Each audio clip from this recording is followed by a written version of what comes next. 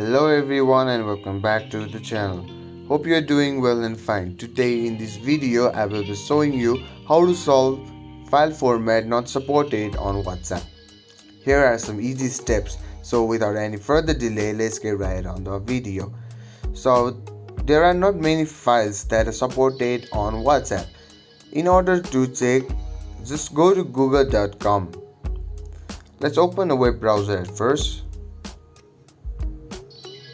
And then let's search for files supported on WhatsApp, and as you can see, only these files are supported. Like image categories are JPG, JPEG, PNG and WEP.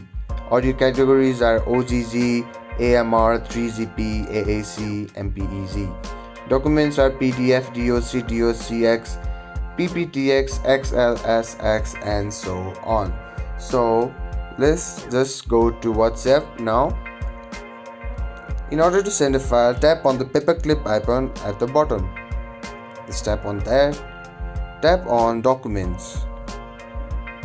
And as you can see, there are a lot of documents. Simply choose the file that you need to send to. I'll just simply choose this one, and it is a JPG file.